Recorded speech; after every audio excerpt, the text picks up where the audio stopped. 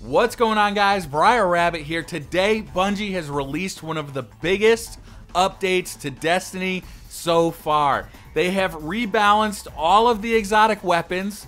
They have changed the way that you upgrade your exotic weapons and armor, and they've also greatly reduced the amount of material farming you're going to have to do inside Destiny. So I'm going to read through this list of updates. It is a long list. I'm also going to put a link down in the description of this video so you can read this update for yourself, because there's a ton of stuff, and if you have any of these exotic weapons, you're going to want to know how they've been changed. So let's start off with the more general stuff. In preparation for the Dark Below, exotic armor and weapons no longer require Ascendant materials to upgrade. The final upgrade node of all exotic gear will require an exotic shard. Exotic shards can be obtained by one of the following means: dismantling unwanted exotics, or they can be purchased from Xur for 7 strange coins. Exotics now start at a higher base attack value and have a narrowed upgrade range to compensate. So that is huge news. They've completely changed the way that we upgrade exotic weapons and armor, and hopefully this is going to be for the better. We'll have to play the game to find out. One of my favorite weapons is the weapon you see here in this video, Thorn. I absolutely love this weapon. It was definitely a B or C tier exotic before, but they've really upgraded it here. Projectiles from Thorn now briefly highlight targets on impact. Mark of the Devourer's damage over time upgrade increased against PvE enemy targets. The reload speed has been increased, the magazine size has been increased, ammo inventory size has been increased, and stability and weapon handling have been increased. So this is going to be awesome. Thorn is so much more usable now. I'm really excited about that because Thorn is one of the coolest weapons in this game, and I'm glad it's now going to be a good weapon. Bad Juju also used to be a terrible weapon. They made a bunch of changes to this as well. The magazine size increased to 8 bursts. It used to be 5.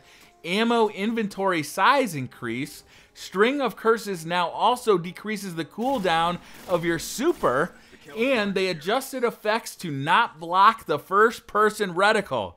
That's a lot of big changes. Hopefully Bad Juju will now be a really good weapon.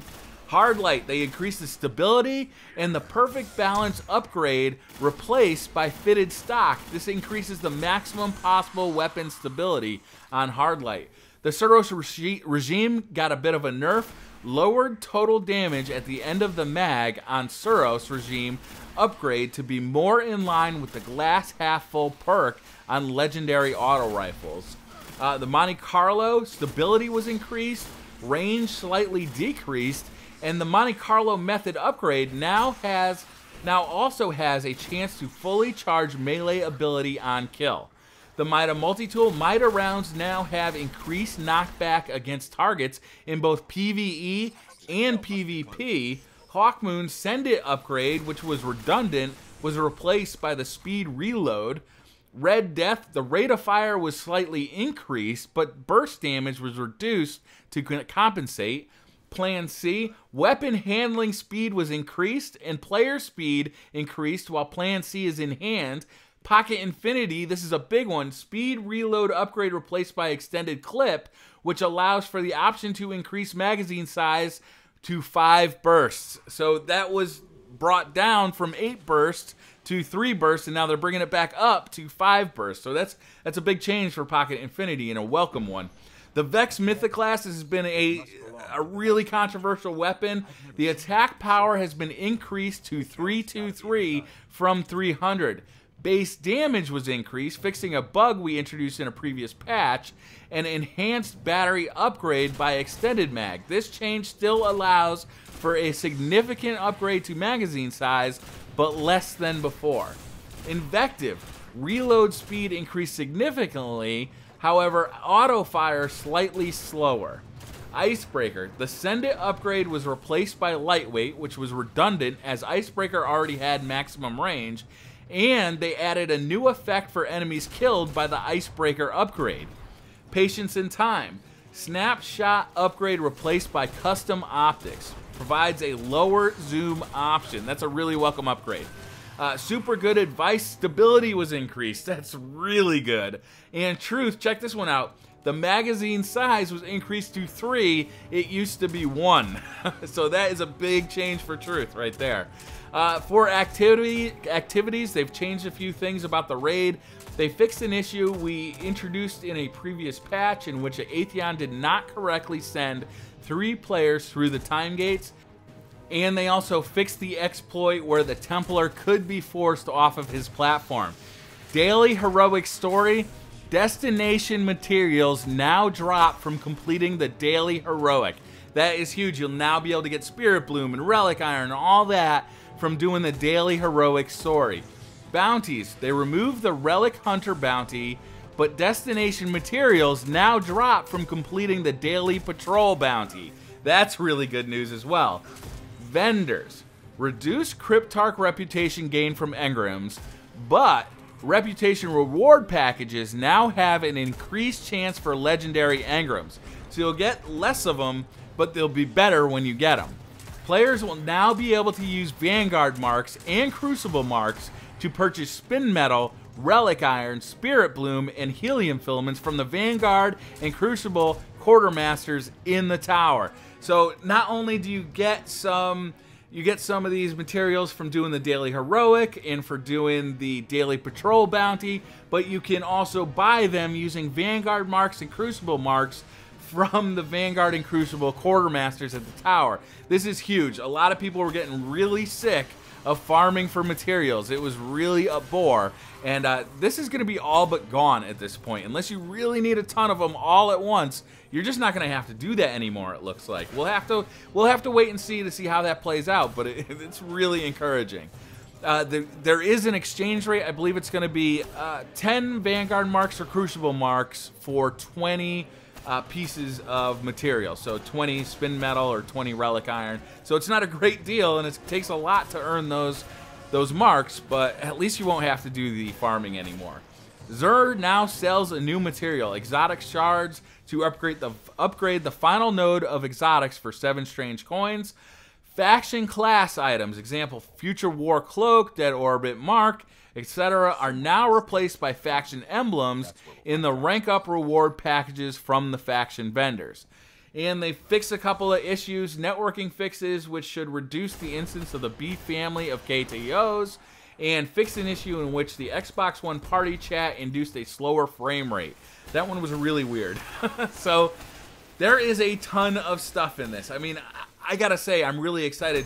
It's really inspiring me to get back into the game, pull out all these old exotics that I all but abandoned. You know, I'm having a ton of fun with Thorn, Bad Juju. I think I'm using Red Death in this gameplay a little bit. I can't wait to check out what Plan C and Pocket Infinity have in store. Icebreaker has always been my favorite sniper rifle. I'm really looking forward to seeing the new effect for enemies killed by the Icebreaker upgrade. I'm looking forward to seeing the new scope for Patience and Time. Truth getting a magazine size increase is huge news. Super good advice. I just happen to be working on the exotic bounty for super good advice right now, and to be honest, I was taking it slow because I knew it wasn't that good of exotic, but now with increased stability, that is people's main concern with that weapon, so hopefully that's going to really earn its exotic slot. What Bungie seems to be going for is not making these weapons overpowered, but definitely making it more of a choice about which ones are good and which ones you're going to carry. For me, it was almost always about sniper rifles. I almost always carried Icebreaker because everything else seemed to pale in comparison. I really like using Thorn. I think it's a really cool gun, but it was just underpowered. I felt like I was wasting my time with it, and now, like, I'm really excited about it. You know, it's just a cool weapon, and it finally got the upgrade I think it deserves. And it got a lot of upgrades, and it's really fun to use again. And, you know, I think that's going to be true with all of these weapons, is it's going to reinvigorate my interest to play with all of these guns, and that's really exciting to me. Also, not having to do so much material farming, that's great news. And the way they've changed how to upgrade your exotic armor, I think that's going to be great news too, because it'll be just less grinding in the game overall.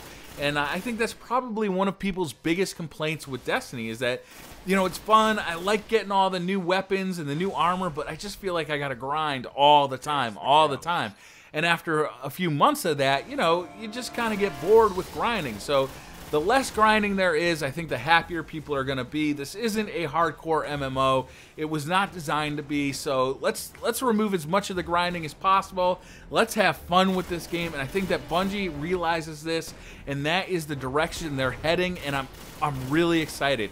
You know, from these changes, Bungie seems to be listening to the community.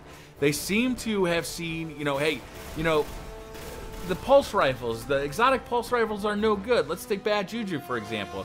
You know, it runs out of ammo too quick. The String of Curses was never that good. Now, using String of Curses is going to recharge your super meter. I mean, you're going to be OP using Bad Juju. That's really fun, you know?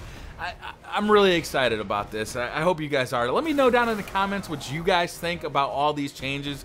Do you have these weapons? Are you excited to go back into your inventory, go back into your vault and pull them out, put them on your main character and start trying them out again? Or, you know, are you kind of getting done with Destiny? Is it over? Can they even bring you back at this point?